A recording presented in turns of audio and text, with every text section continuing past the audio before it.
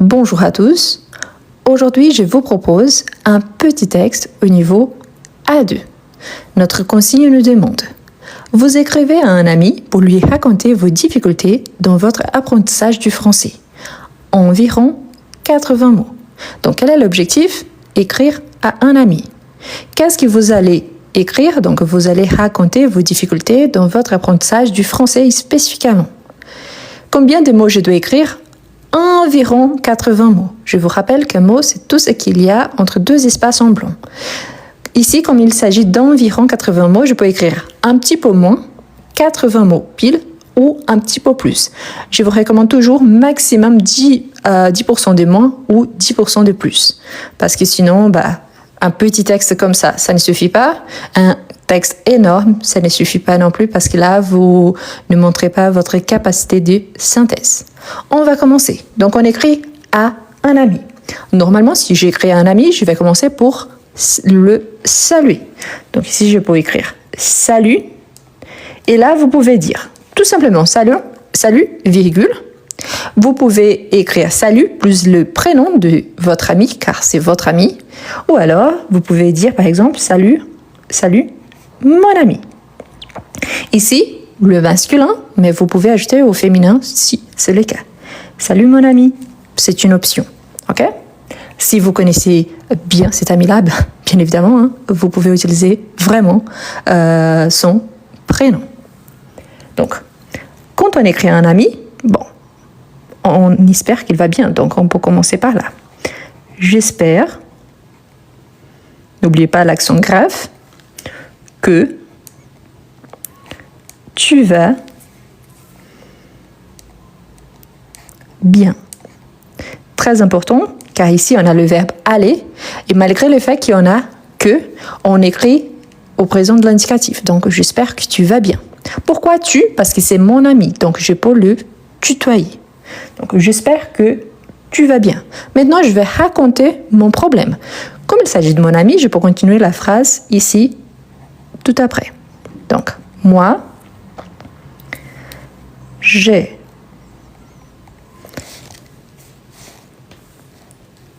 un peu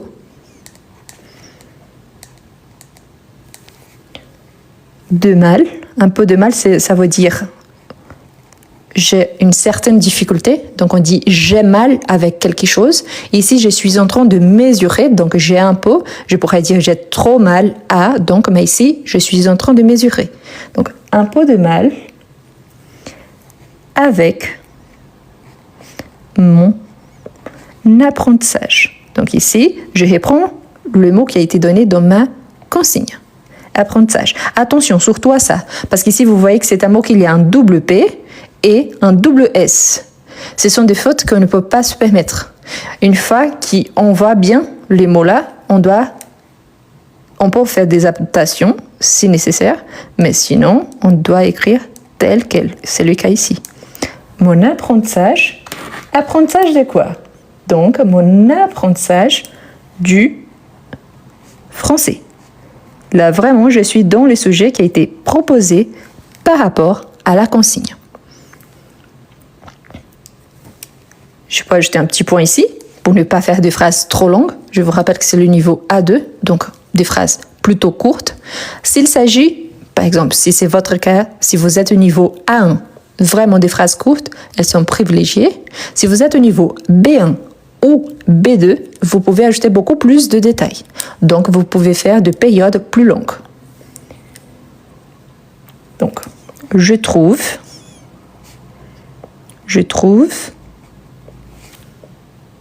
la grammaire, attention, ne mélange pas grammaire avec grand-mère, parce que je vois des gens qui mélangent, et surtout, grammaire, on écrit avec un double M. La grammaire, difficile avec un double F. Ici, je peux remarquer quelque chose de la grammaire que je trouve difficile. Par exemple, surtout, les verbes et l'air.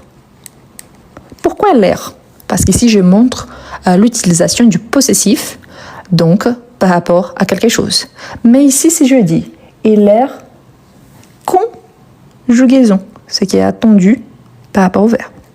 Attention, ici, si j'écris conjugaison jusqu'à la fin, je vais dépasser la ligne qui a été donnée. Donc, qu'est-ce que je fais? En français, quand on va séparer les syllabes, il faut séparer les sons. Donc, on a conjugaison. Donc, je peux écrire zon ici en bas. Attention, c'est le même mot. La différence, c'est que je séparais ici pour ne pas dépasser la ligne. Donc, conjugaison. Mais pensez toujours que je dois séparer les sons. D'accord? Conjugaison. Je ne peux pas commencer avec le S ici en haut et finir avec ONS ici en bas. C'est toujours un son. Conjugaison. Bon. Parfois, je peur. Donc ici, il y a une expression avec avoir. Je peur de quoi? Donc je perds de quelque chose. Je peur de parler. Ce qui arrive à plusieurs personnes. Et pourquoi? Donc je perds de parler parce que, donc je m'explique, parce que je fais beaucoup d'erreurs. Mais pourquoi pas des fautes au lieu d'erreurs? Erreur, on ne fait pas exprès. C'est-à-dire qu'on ne connaît pas la règle. Donc, c'est une erreur. Une faute, c'est parce que c'est quand vous connaissez la règle et quand même vous faites une faute. Donc, il y a la différence entre fait exprès et ne pas fait exprès. Donc, voilà. C'est un petit détail. C'est vrai que quand on s'exprime à l'oral, on utilise tous les deux. Mais là, comme on écrit un petit texte, donc on fait attention à ce petit détail. Donc, je fais beaucoup de quelque chose et cette chose-là, ce sont les erreurs. Donc, je fais beaucoup d'erreurs.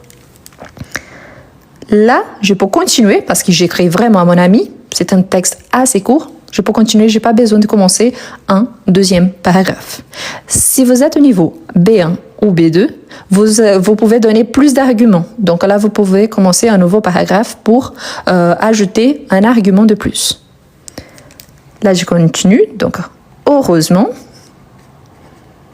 Donc, je montre que je sais bien utiliser les adverbes.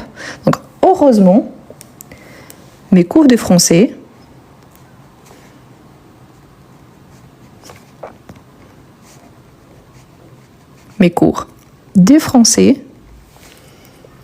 m'aident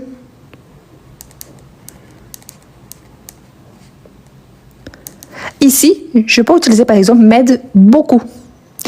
Mais j'ai beaucoup ici. Est-ce que je peux remplacer par exemple beaucoup par énormément? Oui, c'est possible. Pourquoi? Parce que là, je vais montrer que je sais utiliser des adverbes différents. Si je répète beaucoup ici, c'est grave? Pas forcément. Comme je vous ai dit, ça dépend du niveau. Ici, c'est le niveau A2, donc si je répète un mot ou deux, il n'y a pas de souci par rapport à ça. Donc, m'aide, ici, je vais choisir beaucoup, il n'y a pas de souci, mais je pourrais utiliser énormément. C'est aussi une possibilité. Donc, là, je continue. Je suis en France.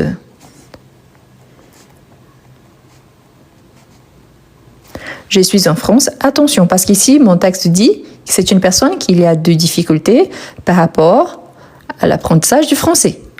Le fait que la personne, elle soit déjà en France ou pas, ça dépend de la situation de chaque personne. Donc ici, moi, j'ai choisi d'ajouter le fait que la personne, elle est déjà en France. Mais si vous dites, par exemple, je suis en train d'étudier car j'aimerais bien partir en France. Je pars en France d'ici quelques temps. Donc là, vous pouvez ajouter des détails par rapport à la situation que vous êtes en train de développer. Il n'y a pas besoin de dire exactement la même chose. Donc, je suis en France depuis quelques mois. Donc, je montre bien que je sais utiliser la différence entre depuis et il y a, par exemple. Depuis quelques mois, ça veut dire que je suis là et je continue. Alors, je pratique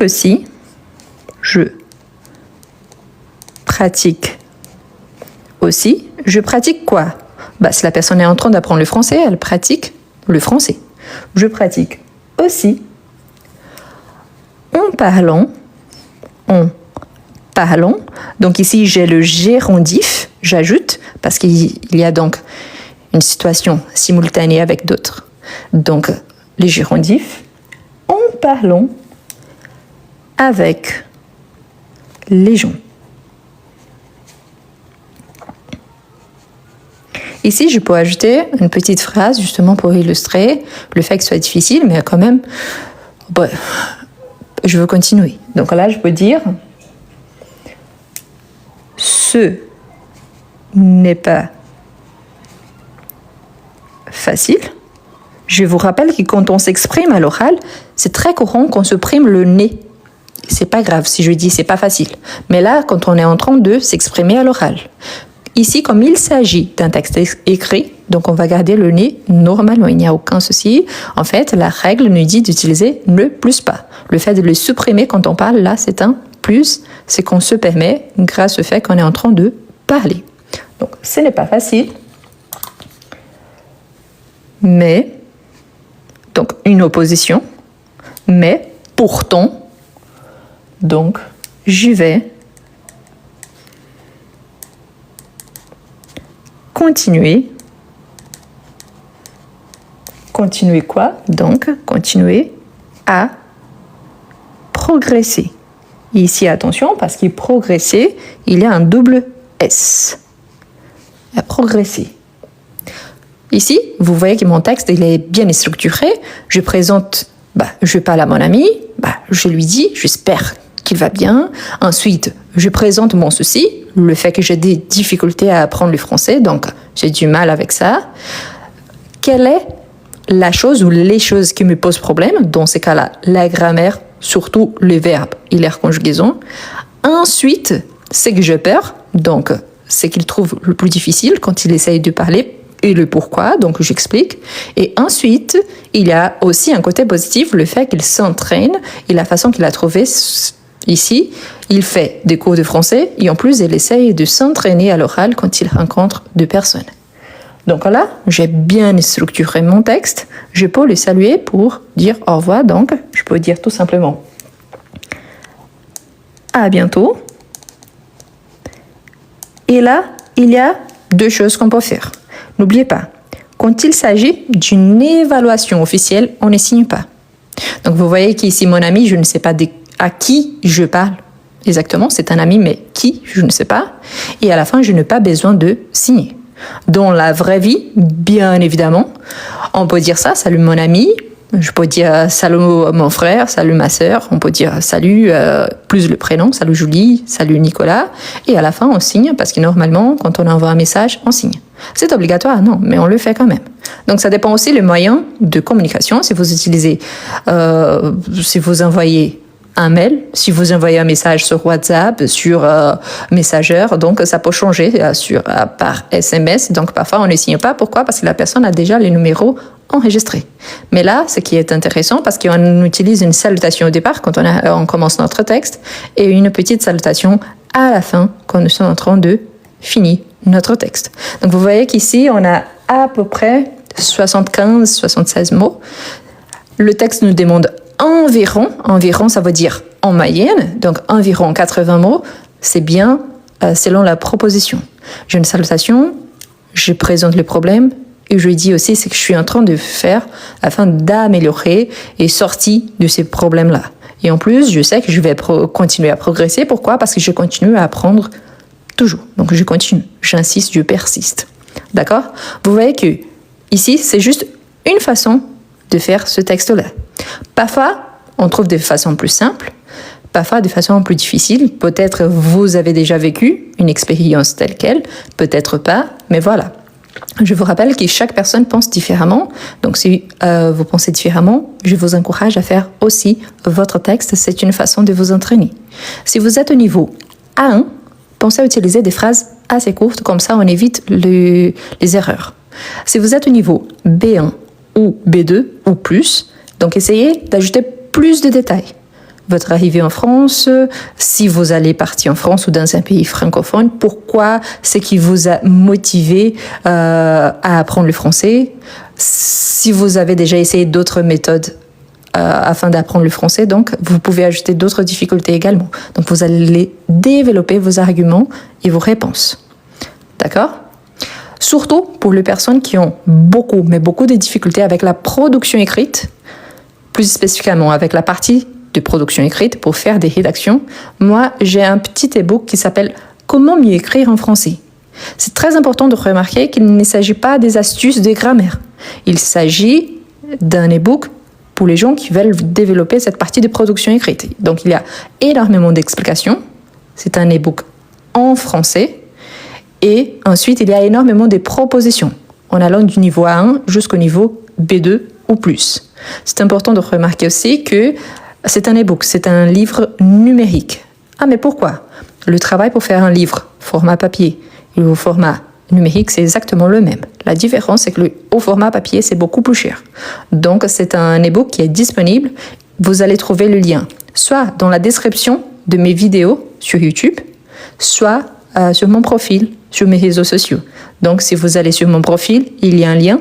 Et là-bas, il faut juste appuyer sur « Comment mieux écrire en français ». Je vous rappelle une fois de plus, ce n'est pas pour les astuces des grammaires. Par exemple, quelle est la différence entre ça avec S et ça avec CCDIR ? Non. C'est plutôt pour vraiment les gens qui ont des difficultés avec la production écrite. Okay? Un livre numérique, j'insiste, c'est parce que j'ai déjà eu des gens qui ont dit « Ah, mais j'ai acheté et je n'ai pas reçu de livraison ». Ce n'est pas une livraison que vous allez recevoir chez vous, mais plutôt sur votre espace client quand vous faites votre enregistrement sur la plateforme. D'accord ? Voilà.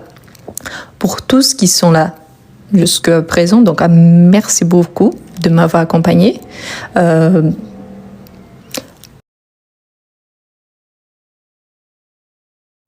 Est-ce que vous avez des difficultés à écrire en français ?